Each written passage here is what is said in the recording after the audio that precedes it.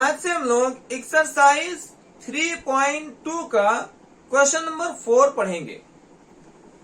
Question number 4 में दो part दिए गए हैं।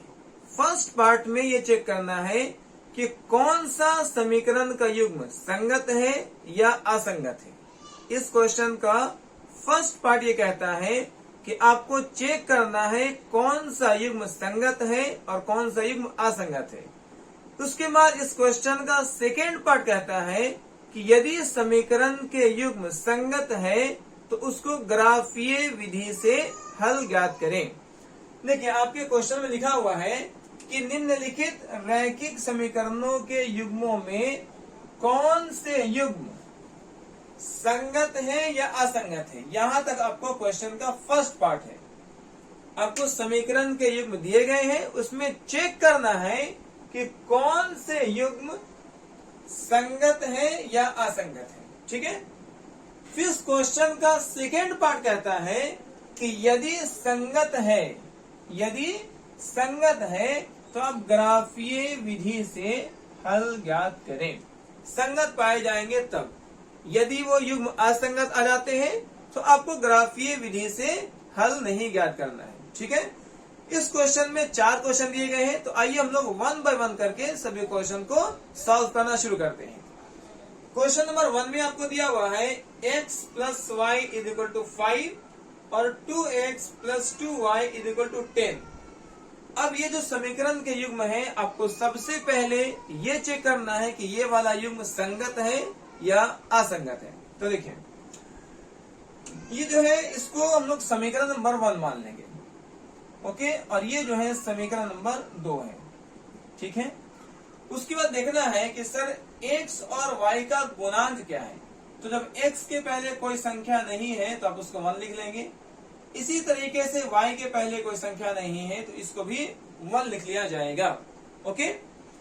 दूसरी चीज ध्यान देने वाली बात यह है कि जो x का गुणांक है उसको a कहेंगे, y के गुणांक को b कहेंगे, और लास्ट में जो बिना एक्स वाई वाला जो सिर्फ संख्या है उसको सी कहेंगे। जो कांस्टेंट है उसको सी कहा जाएगा। राइट। तो हम लोग इसको लिख लेते हैं। ये देखिए जो एक्स वाला गुणांक है इसको आप ए कहेंगे, वाई वाले गुणांक को बी कहेंगे, और जो कांस्टेंट टर्म है आपको उसको आप सी कहेंगे। यहां भी वही करना है सर। एक्स वाले गुणांक को आप ए कहेंगे, वाई वाले गुणांक को बी कहेंगे, और कांस्टेंट वाले को सी कहेंगे। ओके। चूंकि ये समीकरण 1 है तो ये सभी जो है बन जाएंगे A1, B1, C1। ये समीकरण 2 है तो ये बन जाएंगे A2, B2, C2। ओके। तो सबसे पहले आपको ये पहचानना है कि इसमें A1, B1, C1 और A2, B2, C2 क्या है। उसके बाद आपको चेक करना है कि संगत है या असंगत है। इसके लिए आप अनुपात A1 by A2, B1 by B2 और C1 by C2 करके ज्ञात करेंगे। ठीक है। तो आइए हम लोग चेक करते हैं अनुपात A1 by A2, B1 by B2 और C1 by C2 से। सबसे पहले निकालें A1 by A2 आपका क्या दिया हुआ है। देखिए A1 जो है वो 1 है और A2 जो है वो 2 है। ठीक है। X का गुणांक A1 कहलाएगा यहाँ पर, तो A1 हो जाएगा 1 और A2 हो जाएगा 2। इसी तरीके से आपको निकालना है B1 by B2, B1 by B2। ध्यान से देखेंगे तो B1 जो है वो Y का गुणांक को कहते हैं, B1 Y के गुणांक को कहते हैं। राइट। तो B1 जो है वो 1 है यहाँ पर, और इसी तरीके से B2 जो है यहाँ पर 2 दिया गया है। ओके। सिमिलरली आप C1 by C2 निकाल लेंगे, C1 by C2। C1 ध्यान से देखेंगे तो 5 है आपका, C1 है 5, और C2 जो है वो 10 है। इसको 5 से कट करेंगे तो यहाँ एक बार में कटेगा और ये 2 बार में कटेगा। ओके। अब जो है आपके पास A1 by A2, B1 by B2, C1 by C2 आ चुका है। जब तीनों को आप देखते हैं तो सभी जो है 1 by 2, 1 by 2, 1 by 2 मतलब सभी बराबर हैं। तो आप कह सकते हैं कि जो आपका समीकरण का युग्म है A1 by A2 बराबर आ रहा है B1 by B2 का, और वो बराबर आ रहा है C1 by C2 का। मतलब तीनों ही अनुपात आपस में बराबर है, और जब तीनों ही अनुपात बराबर आते हैं तो इस वाले सिचुएशन में इसको आप संगत कहते हैं। तो अब जो है ये क्वेश्चन का फर्स्ट पार्ट सॉल्व हो चुका है, जो ये चेक करना था कि समीकरण के युग्म संगत हैं अथवा असंगत हैं। फिर सेकेंड पार्ट में कहता था कि यदि संगत है तो ग्राफीय विधि से हल ज्ञात करें। अब हम लोग इसके सेकेंड वाले पार्ट को पढ़ेंगे, जिसमें यह ज्ञात करना है कि ग्राफीय विधि से हल कैसे करेंगे। तो यहां तक जो है आप स्क्रीनशॉट कर लीजिए, फिर हम लोग इसके सेकेंड वाले पार्ट को पढ़ेंगे, मतलब ग्राफ बनाना सीखेंगे। अब हम लोग ग्राफ प्लॉट करना शुरू करेंगे। यहाँ पर आपको दो समीकरण दिए गए हैं, समीकरण नंबर 1, समीकरण नंबर 2। इन दो समीकरणों से आपको x और y के डिफरेंट वैल्यूज ज्ञात करने हैं, डिफरेंट मान ज्ञात करना है, और उस मान की मदद से आपको ग्राफ प्लॉट करना है। ठीक है जी। तो हम लोग पहले शुरू करते हैं समीकरण नंबर 1 से। आपको दिया है x plus y is equal to 5, तो यहां से आप लिखेंगे इसको x इज इक्वल टू 5, जो प्लस y है वो बराबर के बाद जाकर के बन जाएगा -y। ठीक है। अब यहाँ पर देखें, अगर y का मान आप अलग अलग रखेंगे तो उससे x के अलग अलग मान आपको मिलेंगे।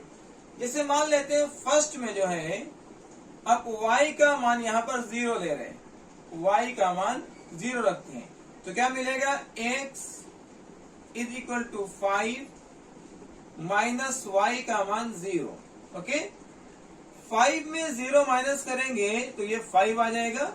इस तरीके से x इज इक्वल टू 5 मिल चुका है। ऐसे ही आप जो है और भी y के अलग अलग मान ले सकते हैं। जैसे मान लिया जाए यहाँ y का मान 1, 2, 3, 4 कुछ भी रखा जा सकता है। अगर y का मान यहाँ पर 3 रखते हैं, y का मान 3 लेंगे तो आपको मिलेगा x इज इक्वल टू 5 -3। ठीक है, तो 5 - 3 करेंगे तो 2 आ जाएगा। इस तरीके से x का वैल्यू आपको 2 मिल गया है। सेम यही काम जो है समीकरण नंबर 2 में करेंगे। आपके पास दिया हुआ है 2x plus 2y is equal to 10, तो यहां से आप बनाएंगे, दोनों में 2 है, आप 2 कॉमन कर सकते हैं, तो ये बन जाएगा x plus y is equal to 10।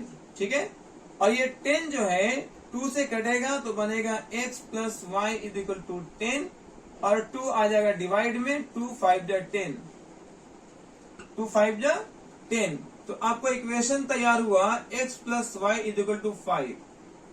ठीक है, अगर ध्यान से देखेंगे तो यही सेम जो है इक्वेशन आपको फर्स्ट में था। मतलब यहां भी आप जो है अगर वैल्यूज रखेंगे तो आपको सेम मिलेगा। y का वैल्यू 0 लेंगे तो x 5 मिलेगा, y3 लेंगे तो x2 मिलेगा, और आप अलग से भी y के वैल्यूज रख सकते हैं। जैसे मान लिया जाए आप लिखते हैं x इज इक्वल टू 5, और ये y जो है बराबर की दूसरी तरफ जाकर के माइनस में आ जाएगा। ओके, अब चाहे तो आप y का सेम वैल्यू यहां रख सकते हैं, 0 ले सकते हैं, 3 ले सकते हैं, आपको सेम वैल्यू फिर मिलेगा। नहीं तो आप अलग भी वैल्यू यहां पर ट्राई कर सकते हैं। जैसे मान लिया जाए कि हम फर्स्ट में y का वैल्यू कुछ और ले लेते, 4 लेते।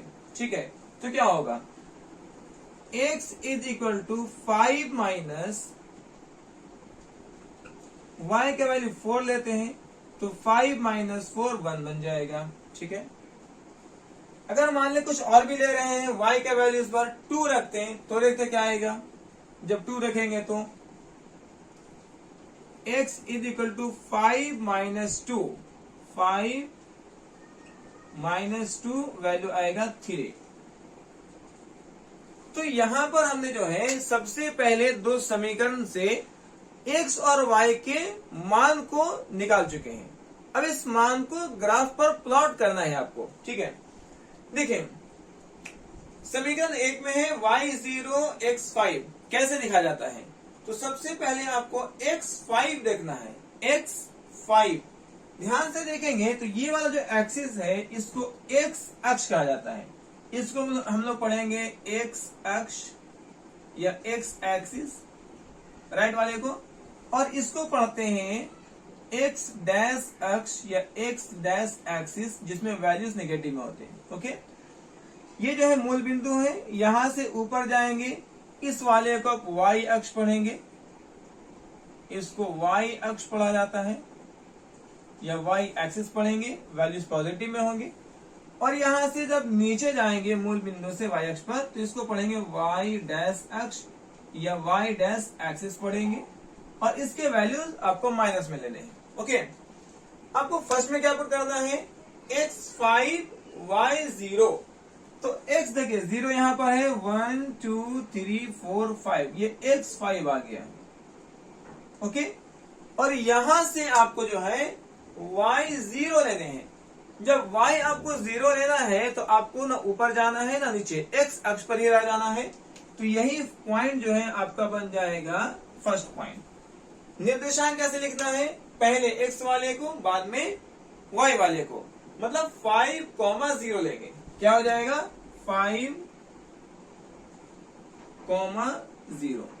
ओके, सेकेंड क्या है, सेकेंड आपको दिया हुआ है x का 2 लेना है और y का 3 लेना है, राइट।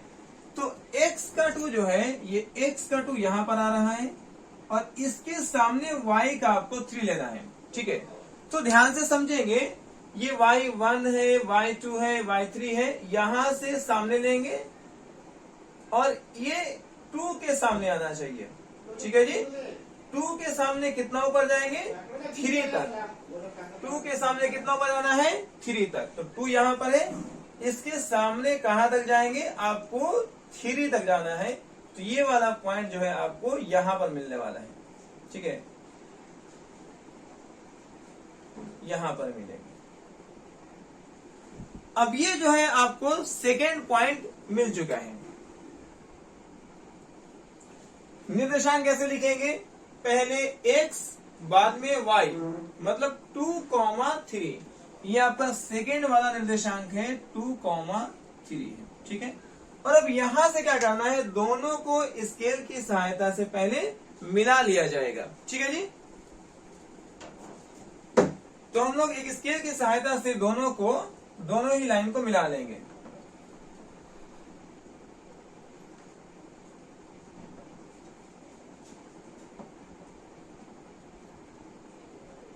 ठीक है, ये सही है और ये भी मान सही लिया गया है। x का 3 है और y का भी 1 2 3। ठीक है,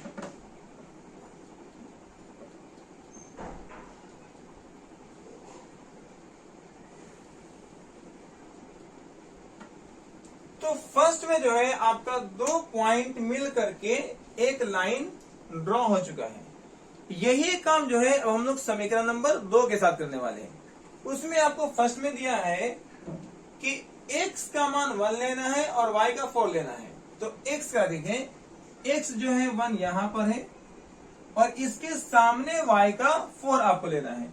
तो अगर ध्यान से देखेंगे तो यहां से जो है 4 आप अगर बनाएंगे y का, तो ये यहां पर मिलेगा। ठीक है, ये x का 1 और y का 4 है। ये y 4 के सामने है, y 4 के सामने है और x 1 के सामने है। ये एक पॉइंट आपको मिल गया है और ये पॉइंट बना कौन वाला, ये पॉइंट है x1 y4। x1 है और y4 है, तीसरा पॉइंट है। ठीक है, इसी तरीके से अगर एक और पॉइंट आते हैं, x3 लेते हैं। x3 कहां पर है, x3 यहां पर है और इसके सामने y का 2 लेना है। मतलब यहां से आप 2 ऊपर जाएंगे। जब यहां से 2 ऊपर जाते हैं तो ये पॉइंट आपको इस वाले जगह पर मिल रहा है। ये सेकेंड पॉइंट यहां मिला आपका, जो x2 के सामने है और x जो है y2 के सामने है और x3 के सामने है। Okay, x3 y2, x3 y2। अब आप देखेंगे यहां पर कि जो सारे पॉइंट्स हैं वो एक ही लाइन के ऊपर आ चुके हैं, एक ही लाइन के ऊपर आ चुके हैं। इसका मतलब यह है कि अगर हमारा जो अनुपात है वो A1/A2, B1/B2 और C1/C2 अगर बराबर आ रहा है तो उस कंडीशन में संगत होगा। और संगत होने वाले कंडीशन में आपको सभी पॉइंट्स जो है एक ही लाइन पर आएंगे। यदि A1/A2, B1/B2 और C1/C2 आपस में इक्वल आ रहे हैं तो इस तरीके से हम लोगों ने ग्राफ प्लॉट कर लिया है। आपको एक बार फिर से रिपीट करते हैं कि पॉइंट कैसे लेने हैं।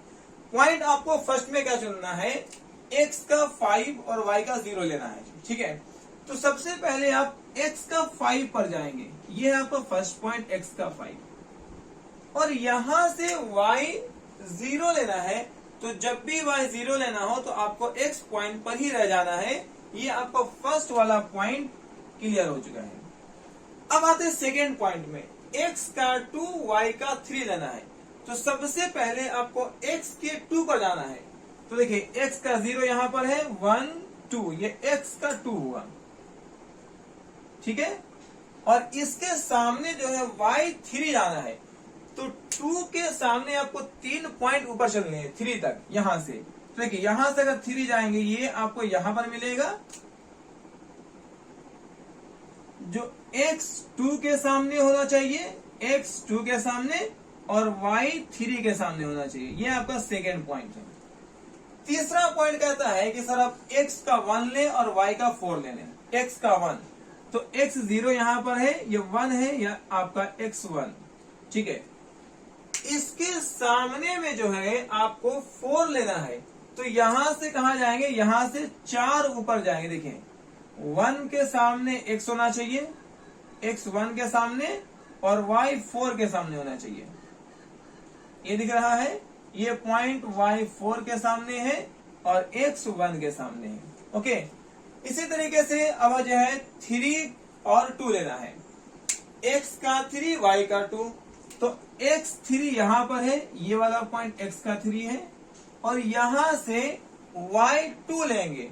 तो यहां से y ऊपर जाएंगे, ये वाला पॉइंट जो 2 के सामने बन रहा है, दिख रहा होगा, ये 2 के सामने है, y का 2 और x का 3।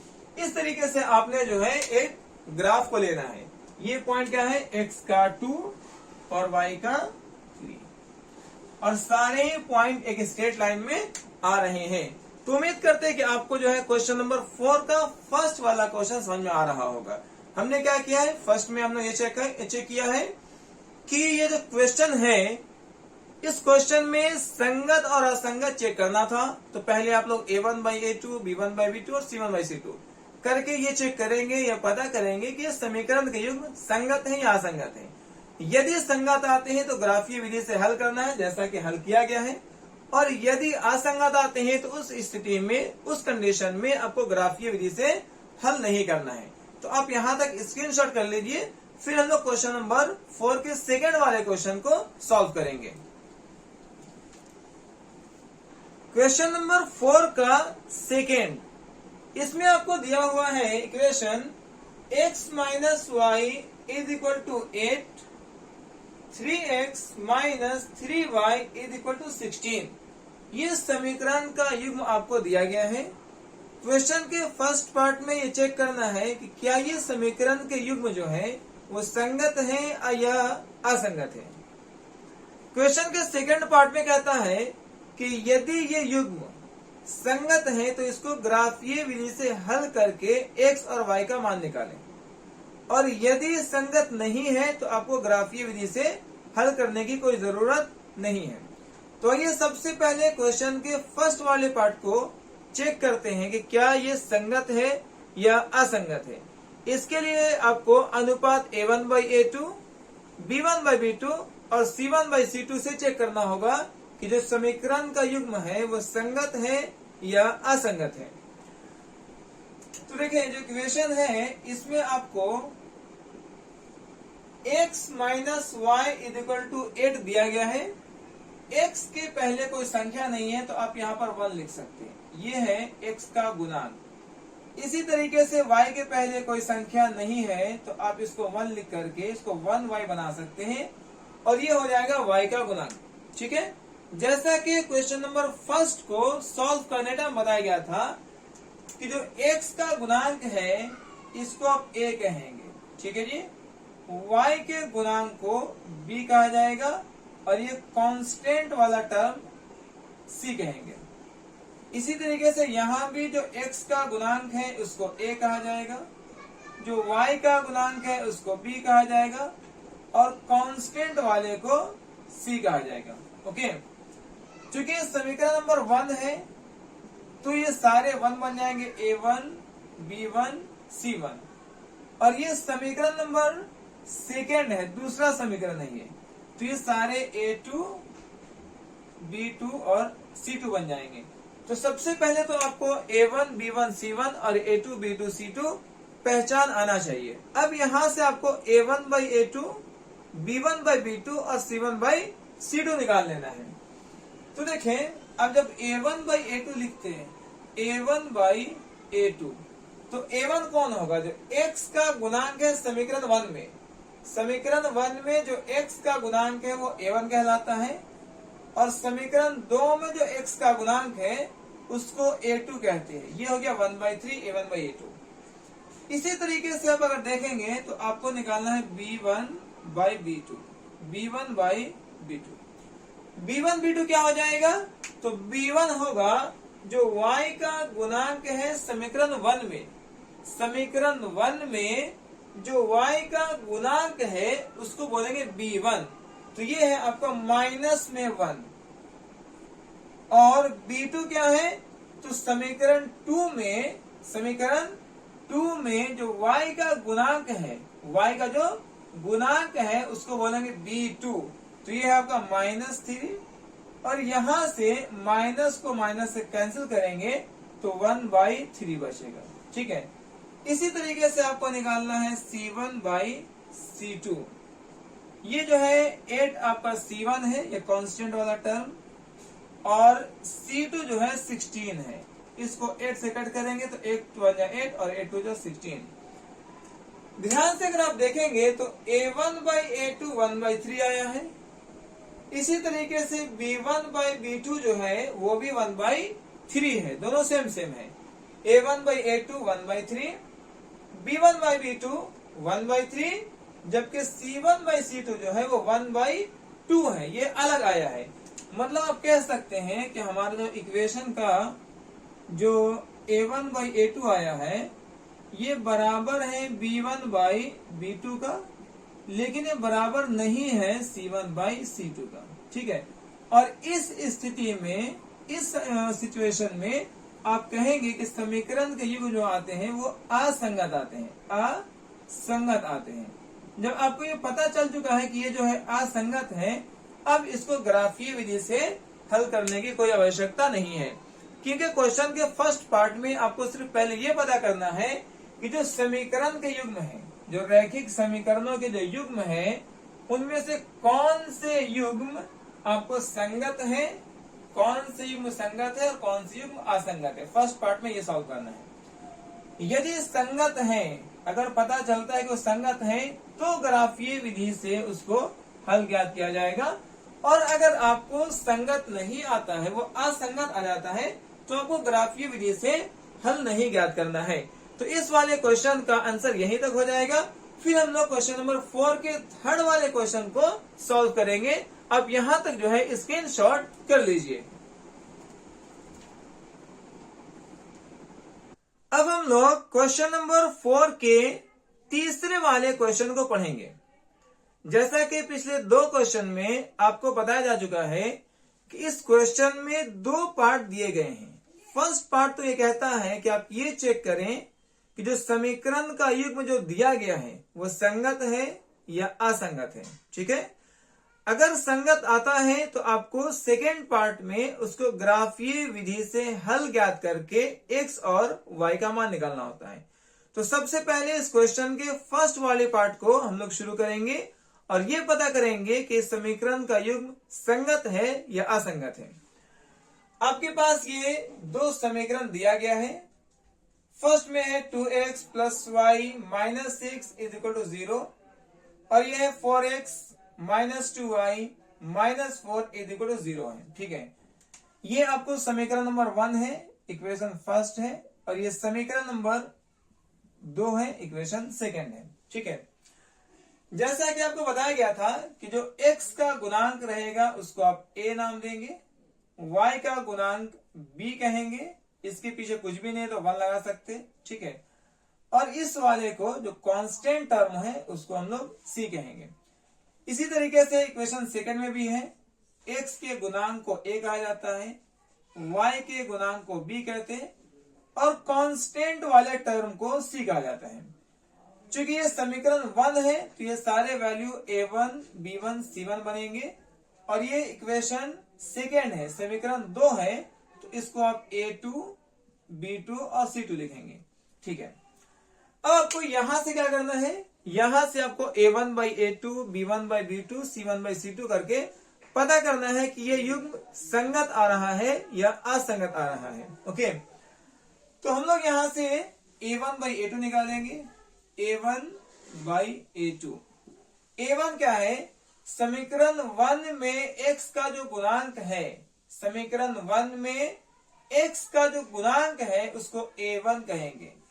इसी तरीके से समीकरण 2 में जो x का गुणांक है, x का गुणांक उसको a2 कहेंगे। ये 4 आ गया, राइट। 2 से कट करेंगे तो 2 एकम 2, 2 दूनी 4। इसी तरीके से आपको b1 by b2 निकालना है, b1 by b2।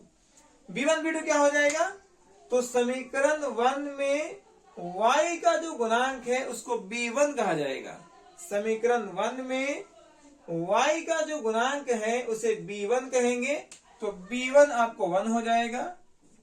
और समीकरण 2 में y का जो गुणांक है, समीकरण 2 में y का जो गुणांक है उसको b2 कहेंगे, ये -1/2 हो जाएगा। ठीक है जी। अब यहां पर देखेंगे तो a1 by a2 आ रहा है 1/2, जबकि b1 by b2 आ रहा है -1/2। जब a1 by a2 और b1 by b2 बराबर ना हो तो आपको c1 by c2 निकालने की कोई जरूरत नहीं है। आप इतना लिख देंगे कि हमारा a1 by a2 इक्वल नहीं है b1 by b2 का। ठीक है, जब शुरू में ही दोनों इक्वल ना हो तो आपको c1 by c2 निकालने की कोई जरूरत नहीं है। और ये सिचुएशन भी, ये स्थिति भी आपको संगत का बनता है। ठीक है जी, इसका मतलब है कि क्वेश्चन नंबर 4 का तीसरा भी संगत है। अब यहां से इस क्वेश्चन के सेकंड वाले पार्ट को सॉल्व करेंगे।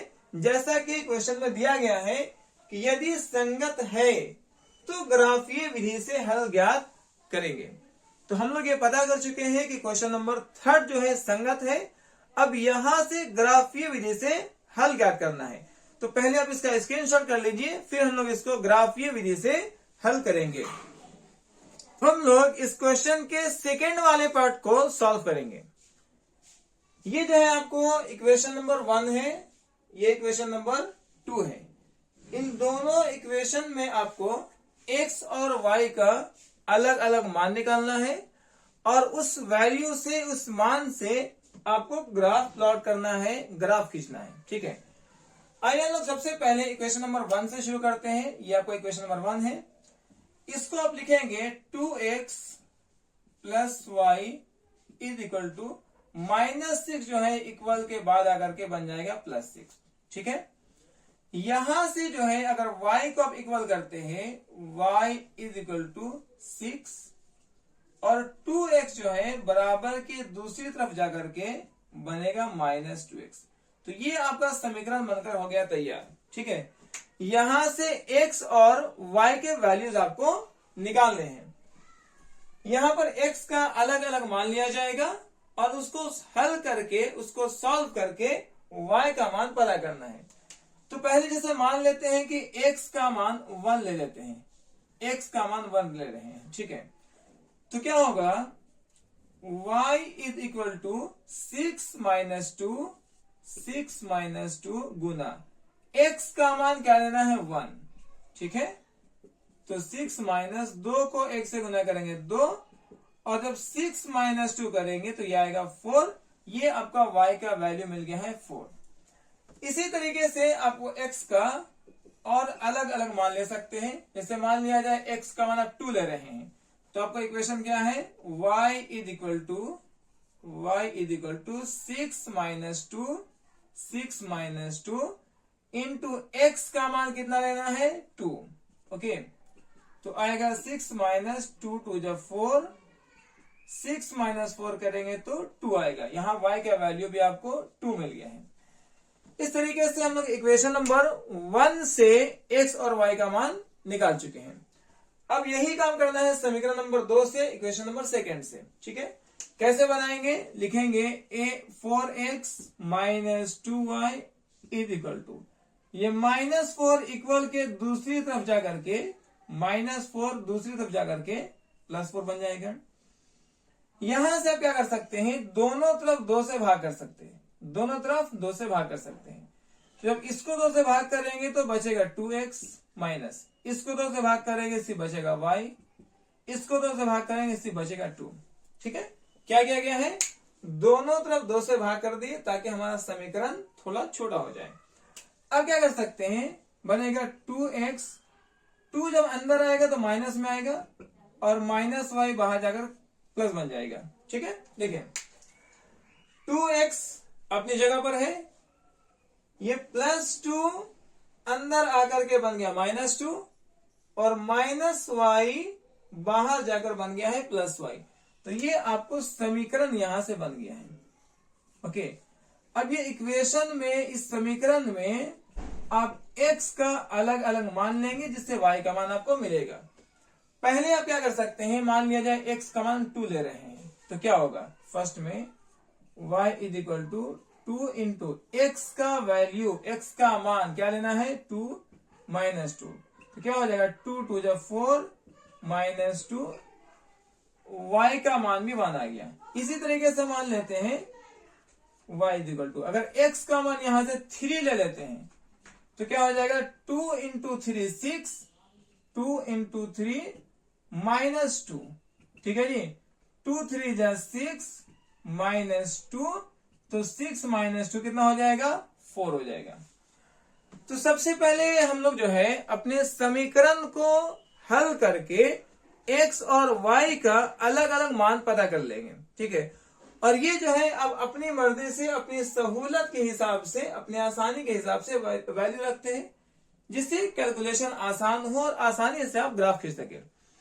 अब यहां से आपको सेकेंड काम क्या करना है, ये आपको इक्वेशन नंबर 1 मिल गया है और ये आपको इक्वेशन नंबर 2 मिल गया है। ठीक है जी, तो पहले इक्वेशन 1 में आपको ग्राफ प्लॉट करना सिखाते हैं। देखिए x का 1 लेंगे और y का 4 लेना है। x का 1, तो यहां पर ध्यान से देखेंगे x का 1 कहां पर आएगा, x का 0, यह है x का 1, राइट। अब इसके सामने y का 4 लेना है, y का 4, तो यहां से आपको 4 के सामने चलना है। देखिए ये जो है 4 के सामने ये पॉइंट मिलेगा और ये पॉइंट यहां से 1 के सामने मिलेगा। ठीक है जी, तो ये जो है 1 के सामने चलेंगे और यहां से 4 के सामने चलेंगे। ये जो पॉइंट मिलेगा, ये पॉइंट आपको x का 1 देगा और y का 4 देगा। कोई डाउट?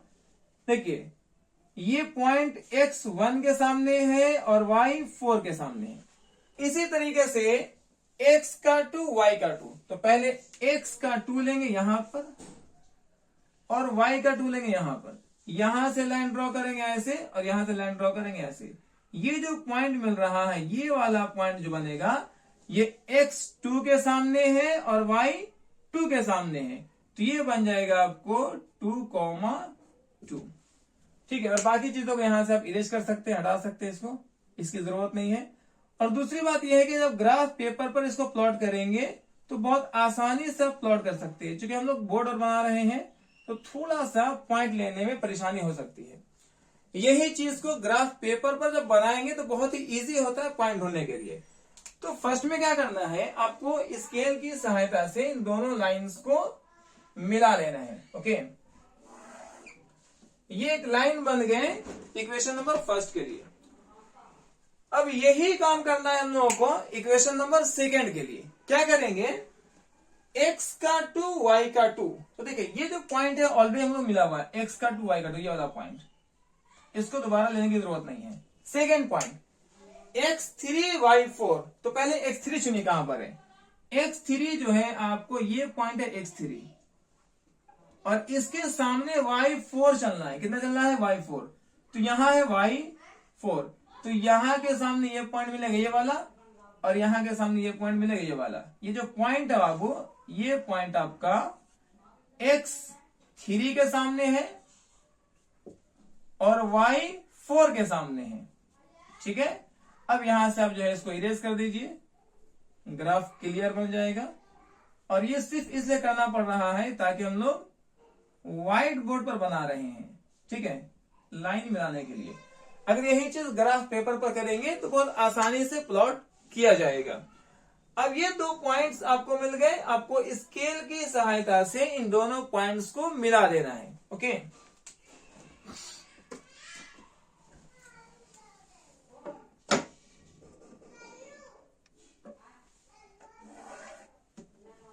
तो इस तरीके से आपने दोनों समीकरण से दो लाइन, दो रेखाएं खींच ली हैं। अब ये देखना है कि ये दोनों रेखाएं किस बिंदु पर प्रतिच्छेद करती हैं, दोनों रेखाएं कहां पर कट करती हैं, कहां पर इंटरसेक्ट करती हैं। तो ध्यान से आप देख रहे होंगे कि दोनों रेखाएं जो है ये कट हो रही है 2-2 पर, मतलब x2 के सामने और y2 के सामने। ये जो पॉइंट है ये y2 के सामने है और x2 के सामने है। इस तरीके से यहां से x और y का वैल्यू आप निकालेंगे तो x2 के सामने है तो x का वैल्यू 2 हो जाएगा, और y भी 2 के सामने है तो y का वैल्यू भी 2 हो जाएगा। इस तरीके से हम लोगों ने क्वेश्चन नंबर 3 का दोनों ही पार्ट कंप्लीट कर चुके हैं। फर्स्ट पार्ट में ये चेक करना था कि जो समीकरण का युग्म जो दिया गया है वो संगत है या असंगत है, जिसको आपने अनुपात a1/a2, b1/b2, c1/c2 करके निकाला था, ठीक है। संगत कब कब आते हैं, तो यदि a1/a2 और b1/b2 बराबर नहीं आएगा तो संगत हो जाएगा। a1/a2 बराबर ना हो b1/b2 का तो संगत होता है।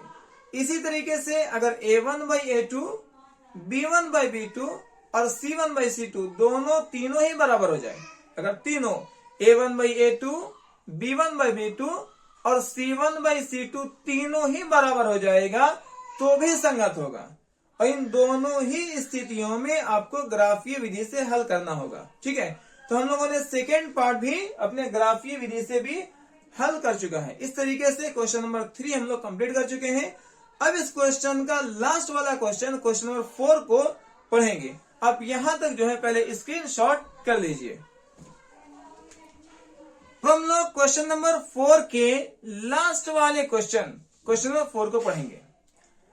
इसमें आपको समीकरण दिया हुआ है 2x - 2y - 2 = 0, 4x - 4y - 5 = 0। ये आपको समीकरण के युग्म दिए गए हैं, ठीक है। क्वेश्चन का फर्स्ट पार्ट ये कहता है कि आप इस समीकरण के युग्म को पता करें, ये संगत है या असंगत है। यदि संगत आता है तो सेकेंड पार्ट ये कहता है कि आपको ग्राफीय विधि से हल ज्ञात करना है, ठीक है। अगर यही सेम क्वेश्चन ऑब्जेक्टिव में आता और सिर्फ ये पता करना होता ये संगत है या असंगत, तो उसको किस तरीके से सॉल्व करेंगे। देखिए, अगर आपको केवल संगत असंगत को शॉर्ट में पता करना है तो आप x और x का अनुपात निकाल लीजिए। ये 2/4 आएगा, ठीक है जी, ये 1/2 बन गया। y का अनुपात निकाल लीजिए, -2/-4, -2/-4, माइनस माइनस कट जाएगा, 2 1 जा 2, 2 2 जा 4। इसी तरीके से दोनों कांस्टेंट वाले का अनुपात कर दीजिए, तो -2/-5, माइनस माइनस कट जाएगा, ये बन गया 2/5। यहां पर देखेंगे ध्यान से तो ये दोनों जो है 1/2 है, जबकि ये 2/5 है, ठीक है जी। तो आपका a1/a2, b1/b2 बराबर आया और c1/c2 अलग अलग आ गया, ठीक है। तो आप कहेंगे कि ये असंगत है, क्योंकि a1/a2 और b1/b2 बराबर है, लेकिन c1/c2 बराबर नहीं है, तो असंगत है। इसको शॉर्ट में आप इस तरीके से सॉल्व कर लेंगे। लेकिन अगर यही क्वेश्चन आपको लॉन्ग क्वेश्चन में आता है, 2 नंबर 3 नंबर का आता है, तो कैसे प्रोसेस सॉल्व करेंगे उसको समझते हैं। ये है आपका इक्वेशन नंबर फर्स्ट, ये है आपका इक्वेशन नंबर सेकेंड। ठीक है, आपको जैसा कि बताया गया है कि जो x का गुणांक है उसको a कहेंगे, y के गुणांक को b कहेंगे, कांस्टेंट वाले टर्म को c कहेंगे।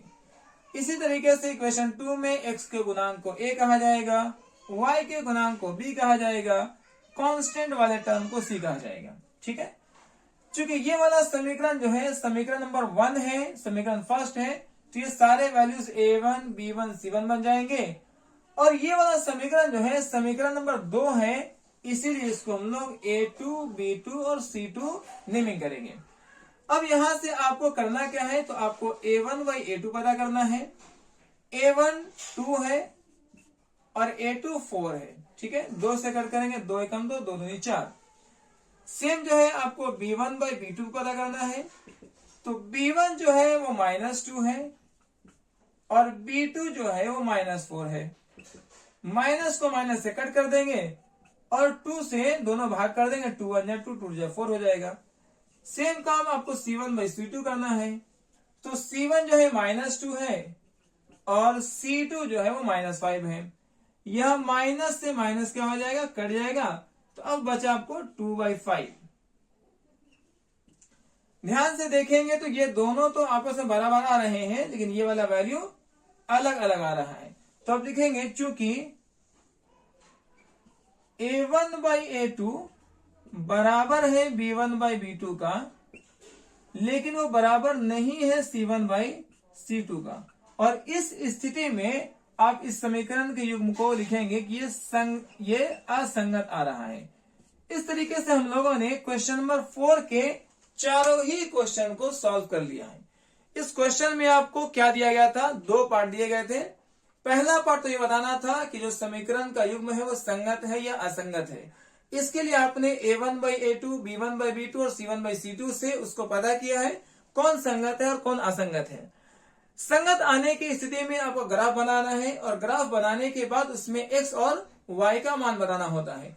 इस तरीके से आज हम लोगों ने क्वेश्चन नंबर 4 के चारों ही क्वेश्चन को पढ़ा है। कल वाले क्लास में हम लोग क्वेश्चन नंबर 5 से शुरू करेंगे। आज के लिए इतना ही।